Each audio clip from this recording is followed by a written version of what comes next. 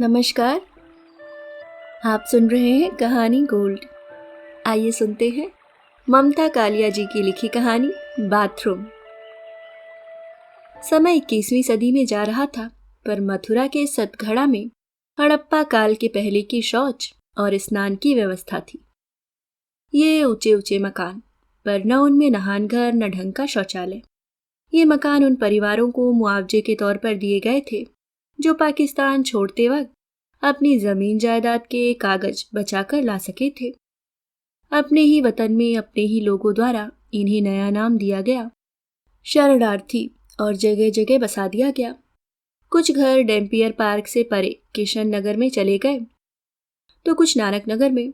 3 घरों को सतगढ़ा में बसाया गया। उन्हीं में हमारे मामा लोग भी थे।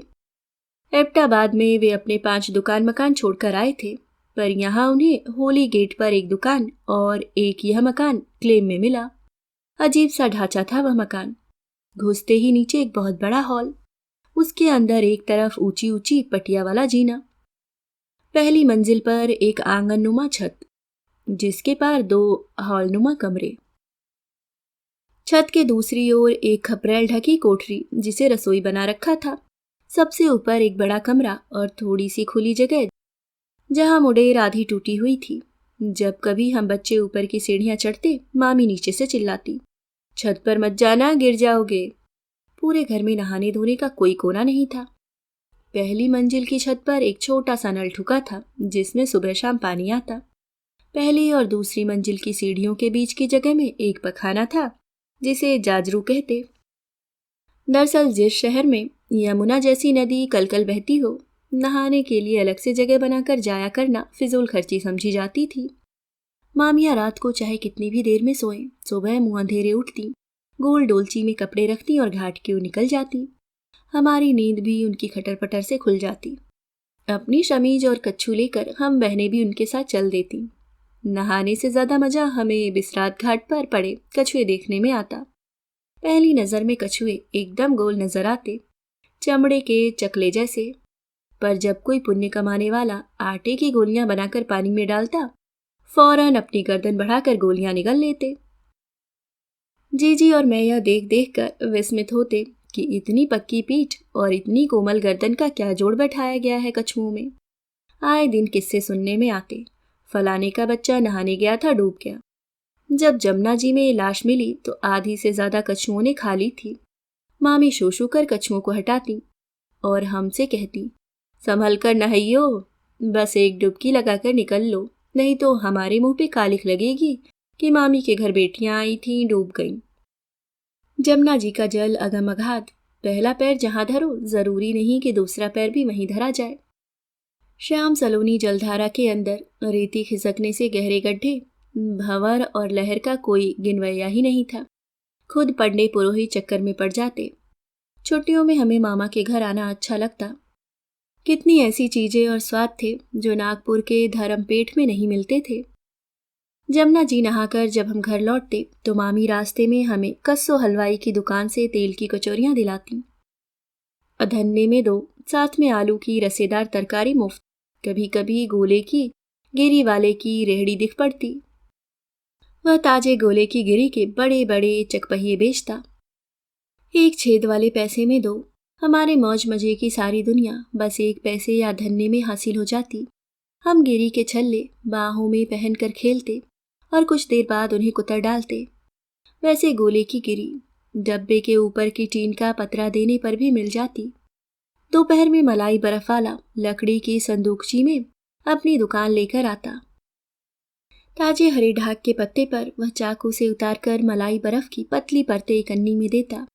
आसमान में बादल घिरते ही बड़ी मामी पिछले हॉल में हमारे लिए झूला डलवा देती और हमारा सावन आ जाता। फिर इस बार तो हम और भी उमंग में थीं। हमारी सबसे छोटे मामा की शादी थी। पार्टीशन के बाद उनकी पढ़ाई अलीगढ़ में हुई थी और एमएससी पास करते ही वह शर्करा संस्थान में नौकरी पा गए। दोनों बड़े मामा ज्यादा नहीं पढ़ पाए, पर उन्होंने छोटे मामा को दिल खोल कर पढ़ाया। जब उन्हें सरकारी नौकरी मिली, मामा लोगों को बड़ा गर्व हुआ। हालांकि छोटे मामा का वेतन अभी उतना था जितना बड़े मामा दुकान में अपने सेल्समैन को दे देते। फिर भी वे अजय मामा के पद का महत्व पहचानते थे। अजय मामा की शादी इटावा में तय हुई। कांता मामी ने कानपुर से बीए किया था। वे हॉस्टल में रहकर पढ़ी थी। सगाई के बाद भांजी मारने वाले हितैषियों ने उनके बारे में तरह तरह की खबरें प्रचारित की।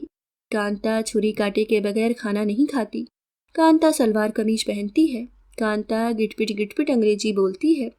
मामियों ने कहा, भाई इटावा वालों को न कर दो, हमें घर में बहू लानी है कि मेम साहब, उसके नखरे कौन झेलेगा। मध्यस्थों ने आश्वस्त किया, ऐसी कोई बात नहीं है, लड़की बड़ी शालीन है। शादी के बाद हम नई मामी को विदा करा कर मथुरा लाए। रास्ते में उनके साथ सिकंदरा की सीढ़ियों पर फोटो खिंचवाई गई। एक जगह बाजार पड़ा तो कांता मामी ने धीरे धीरे से मेरे कान में कहा, मेरी बिंदी गिर गई। हम सब बिंदी लेने उतरे। हमने इतनी बिंदियां खरीदी कि मामी महीनों बदल बदल कर बिंदी लगा सकती। हमने एक छोटा सा शीशा भी खरीदा। जब हम कार में पहुंचे, हमने देखा मामी अपने कपड़े संवार रही हैं और मामा अपने होठ पोंछ रहे हैं। मौसा जी, जो ड्राइवर की भूमिका निभा रहे थे, बोले, अजय बाबू कहो तो और बिंदियां लेने चले जाएं। हंसी मजाक में पता ही नहीं चला कब मथुरा आ गया। घर में नई बहू के स्वागत में बड़ी मामी ने उनके पांव पखारे। उनका सादा श्रृंगार विहीन व्यक्तित्व देखकर कांता मामी ने सोचा घर की कोई बुजुर्ग सेविका है। उन्होंने पर्स से निकालकर 2 रुपए का नोट परात में तैरा दिया। बड़ी मामी का चेहरा ऐंठ गया। यही हाल बिचली मामी का हुआ। मुंह दिखाई की रस्म के लिए कांता मामी को हॉल कमरे की जाजम पर बिठा दिया गया, जहां पहले से ही मोहल्ले की औरतें ढोलक लेकर बड़ी देर से गा बजा रही थीं। कांता मामी को सिर पर आंचल रखने का अभ्यास नहीं था। रेशमी साड़ी सर से बार बार खिसक जाती। मैंने कहा, मामी चिमटी लगा दूं? मामी ने इनकार कर दिया। बड़ी मामियों ने इसे भी अपनी अवज्ञा समझा। पहले ही दिन उन्होंने मुंह बिचकाकर कहा, अब पढ़ी लिखी बहुओं के पैर पड़े हैं, राम रक्षा करें। कांता मामी को जब गृह प्रवेश पर हुई अपनी भूल पता चली, वे दुखी हुई। उन्होंने 100 का एक नोट अपने पर्स से निकालकर मेरे हाथ दोनों मामियों के लिए अंदर भिजवाया, जो उन्होंने 1 रुपया मिलाकर वापस मेरे हाथ भिजवा दिया। घर में रुपयों की कमी न थी। होली गेट पर दवाओं की दुकान अच्छी चलती थी, बल्कि दोनों मामा बिना डॉक्टरी पढ़े डॉक्टर साहब के नाम से जाने जाते। आसपास के इलाकों के लोग उन्हें डॉक्टर मानकर बीमारियां बताते और दवाएं खरीद ले जाते। वे सब पेटेंट दवाएं होती जिनसे शीघ्र आराम मिल जाता, पर यश दवा देने वाले को मिलता। हॉल के कमरों के दरवाजे इतने बड़े थे कि वहां पर्दा डालने की कोई कोशिश कभी नहीं की गई। मम्मी कहती, पर्दा किससे करे, सब अपने ही हैं। काफी देर बैठ लेने के बाद कांता मामी ने मुझसे कहा, हमें बाथरूम जाना है, रास्ता बताओगी? मैं एकदम हकबका गई। नई मामी को कौन जगह बताई जाए। छत पर अभी मेहमानों की हलचल थी। जाजरू में रोशनी का कोई इंतजाम नहीं था। हर हॉल में कोई न कोई रिश्तेदार टिका था। मैंने जाकर बड़ी मामी से कहा। बड़ी मामी ने मुंह चढ़ाकर कहा, कह दो इटावा वाली से, इतना ही बाथरूम का शौक है तो अपने बाप से कहो आकर बनवा दे। इतने बरस हमें इस घर में आए हो गए, हमने तो कभी बाथरूम नहीं देखा। मैंने कहा, मामी यह कोई रोकने की चीज तो नहीं है, बताओ क्या कहूँ उनसे। चटाक, मेरे गाल पर माँ के हाथ का तमाचा पड़ा। मार खाकर दूसरे हॉल में जहाँ मेरा बिस्तर था जाकर पड़ रही।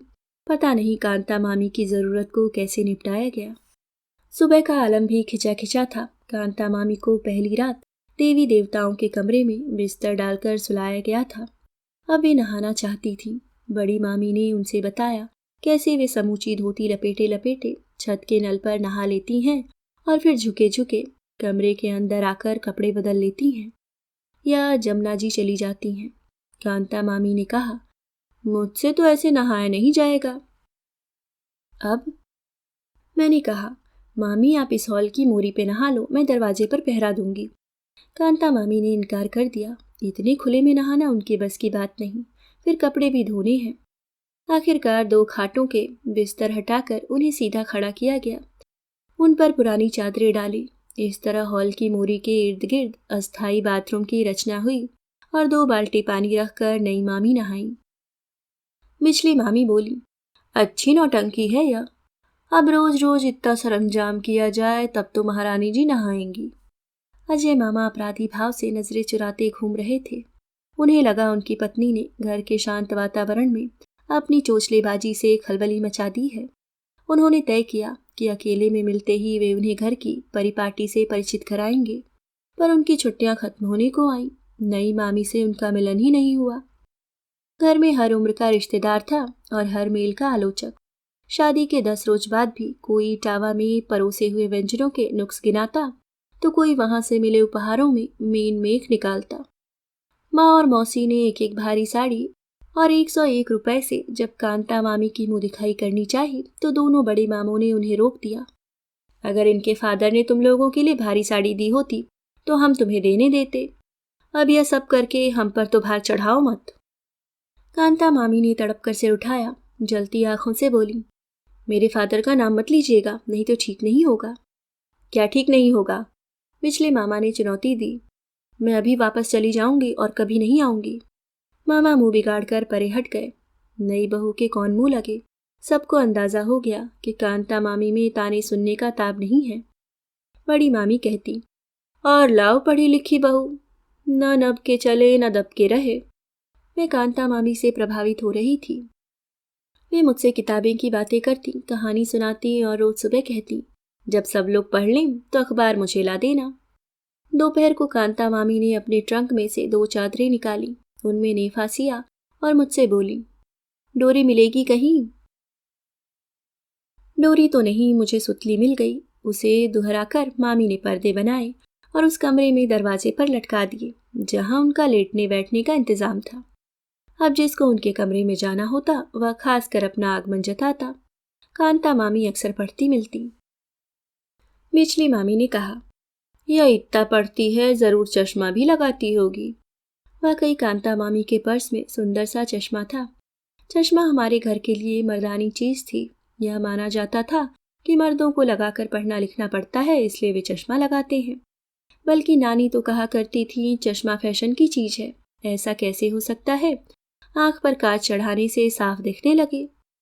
नहाने को लेकर कांता मामी का जिहाद जारी था। 2 दिन की छुट्टी पर अजय मामा आए तो मामी ने ऐलान कर दिया, या तो नहाने धोने का इंतजाम करके जाओ, नहीं तो मैं यहाँ नहीं रहूंगी।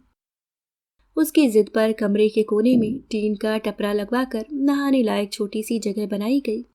सुबह जब वे आंगन के नल से 2 बाल्टी पानी लेकर जाकर अपने नहान घर में रखती, दोनों बड़ी मामियां मुंह बिचकाकर हंसती। वे हम बच्चों को सुनाकर कहती, जिसे नंगा नहाने का शौक हो वह नहाए छुप छुप कर, हमने तो कभी अपना उघाड़ा देखा ही न है। अगर हम में से कोई नहाने में आनाकानी करता, बिजली मामी हमारा कान उमेट कर धमकाती, चल तुझे बाथरूम में बंद करूं, पड़ी रहना वहां दिन भर। अजय मामा ने अपनी पत्नी को लाख समझाया कि इस घर में कोई किसी से लुका छुपी कर कुछ नहीं करता, पर मामी की एक ही टेक, मैं खुले में बैठकर नहीं नहाऊंगी। आपकी इज्जत भी अजीब है, जो गलत बातों को मानने से बनती है और न मानने से बिगड़ती है। घर के कामों से उन्हें परहेज नहीं था। दिन का बड़ा भाग वे रसोई में मामियों के साथ बिताती। उनके हाथ में गजब का स्वाद था। नाश्ते में वह नून अजवाइन के मोटे खस्ता पराठे बनाती और झागदार मीठी लस्सी। बड़े इसरार से वह दोनों बड़ी मामियों को गरम नाश्ता परोसती। बड़ी मामी बिजली से कहती, वैसे तो भतेरी अकल है, बस बाथरूम में घुसकर नंगी नहाए, यही नुक्स है।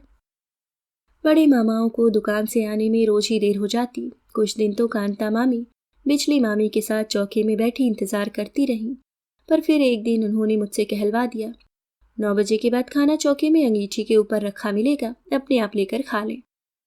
अब इसकी तानाशाही चलेगी, इसके लिए हम दुकानदारी छोड़कर आएंगे, मामाओं ने कहा। देर रात तक चौके में बने रहने के कारण दोनों मामियों को भी कष्ट होता था। सोने में बहुत देर हो जाती और सुबह नहाने धोने के चक्कर में बहुत जल्द उठना पड़ता। अब कांता मामी के विद्रोह से उनका थोड़ा हौसला बना, लेकिन वे परिवर्तन को अपनाने में ढुलमुल होती रहती। जब मामा कहते, इस नई बहू ने तो घर की औरतों को बिगाड़ दिया है, सब सामने बोलने लगी हैं, तो मामी कहती, जे तो है। दिवाली के बाद मौसम में खुनकी आ गई और देखते देखते सुबह ठंडी होने लगी। ऐसे मौसम में मुंह अंधेरे छत के नल पर नहाना यंत्रणा से कम नहीं था। कई बार तो हम बहनें बस हाथ मुंह धोकर जल्दी से कपड़े बदल लेती और कहती, हम नहा लिए। एक दिन बिजली मामी जमुना जी नहा कर आईं तो उन्हें तेज जुकाम हो गया। बहुत चीखें आईं और सिर दर्द होने लगा। मामा ने दवाई दी पर खास फायदा नहीं हुआ। शाम तक बुखार चढ़ाया। डॉक्टर बुलाया गया। उसने दवाएं दी और हिदायत की, ठंड से बचकर रहे। पिछली मामी को बुखार में भी चैन नहीं। वे नेम धर्म से रोज स्नान के बाद ही ठाकुर जी की पूजा कर अन्न जल छूती थीं। सुबह होते ही उन्होंने जिद पकड़ ली, मेरी खटिया नल के पास ले चलो, मैं वहीं नहाऊंगी। सबने कहा, इतना बुखार हो रहा है, एक दिन नहीं नहाओगी तो कौन काम रुक जाएंगे। मामी भी अड़ गई। ठीक है, फिर कोई मेरे मुंह में न दवा डाले न दाना, मेरा नेम न बिगाड़ना। सब परेशान, करें तो क्या करें। कांता मामी सोकर उठी। मैंने उन्हें बताया। वे फौरन बिजली मामी के कमरे में आई और माथा छूकर बोली, भाभी आप नहा भी लें और बिस्तर गीला ना होए, तब तो दवा ले लेंगी ना। अरे ऐसा कैसे हो सकता है। बिल्कुल हो सकता है, कांता मामी ने कहा। वे एक बड़ी पतीली में गर्म पानी ले आई। उन्होंने अपने ट्रंक से छोटे छोटे 2 तौलिए निकाले। एक को गीला कर वे मामी का बदन पोंछती, दूसरे से सुखा देती। इस तरह उन्होंने मामी की पूरी देह स्वच्छ कर दी। उनके लेटे लेटे ही बाल सवार दिए। फिर ठाकुर जी की डोलची उनके बिस्तर के आगे रख दी। लीजिए, पूजा कर लीजिए भाभी। बिजली मामी के लिए यह बड़ा क्रांतिकारी अनुभव था। अब तक के जीवन में उन्होंने सबकी सेवा की थी। किसी ने कभी उनकी सेवा करने के बारे में सोचा ही नहीं। इस पंच के बाद उन्हें लगा दुनिया बहुत आगे जा रही है। उन्होंने खुशी खुशी पूजा की, फिर पथ्य लिया और दवा। बड़ी मामी की जान में जान आई। वे इतनी देर से तनावग्रस्त थीं कि बिजली अपनी जिद में कहीं प्राण न दे दे। जिद दिन जो ठहरी। 4 दिन बिस्तर से लगी रहकर बिजली मामी स्वस्थ हो गईं। जिस दिन बुखार टूटा, उन्होंने कहा, आज तो मैं नल के नीचे नहाऊंगी। कांता मामी ने कहा, मैंने पानी गर्म कर दिया है। अभी आपको कमजोरी है, मेरी बात मानिए। आप मेरे कमरे में बाथरूम में नहा लीजिए। ना बाबा, मेरा दम घुट जाएगा, मैं बाथरूम नहीं जाऊंगी। हम बच्चों ने उन्हें समझाया, देखो मामी, जैसे बाकी कमरे वैसे बाथरूम, इसमें कोई हवा थोड़े ही रहता है। बड़ी मामी ने कहा, बिजली चल 2-4 दिन इनकी बात मान लो, फिर तो हम दोनों जनी जमुना जी जाया करेंगी। थोड़े मान मनोवल के बाद बिजली मामी बाथरूम में नहाने को तैयार हुई। बंद बाथरूम में एक एक कर कपड़े उतारना, पट्टे पर निर्वस्त्र बैठना, मंजन साबुन झावा यथा स्थान पाना और फिर बिना गली पर नजर गड़ाए पूरा ध्यान अपनी देह और स्वच्छता पर केंद्रित करना रोमांचकारी था। एक बार वे आदतन झुककर बदन पर पानी उड़ेलती, दूसरे ही क्षण उन्हें ध्यान आता वे बाहर खुले में नहीं बंद कमरे में नहा रही हैं। उन्होंने झिझकते हुए अपनी निर्वस्त्र देह देखी तो उन्हें लगा वे किसी और को देख रही हैं। मैंने बाहर से आवाज लगाई, क्यों मामी, अंदर क्या सो गई? अभी आई, मामी ने कहा और जल्दी से कपड़े लपेट कमरे में आई। बड़ी मामी, कांता मामी और बच्चों के सामने उन्होंने कहा, जब से मैं पैदा भई बस आज कायदे से नहाई हूँ। अरे कपड़े पहनने पहनने नहाने का क्या मतलब है? कुछ नहीं। मैं कहूँ पूजा घर और चौके से भी जरूरी है नहान घर। कम से कम आदमी एड़ी से चोटी तक स्वच्छ तो हो जाए। इस बार अजय मामा कानपुर से घर आए तो उन्हें आंगन में ईंटों का ढेर दिखाई दिया। यह क्या? उन्होंने अचकचाकर पूछा।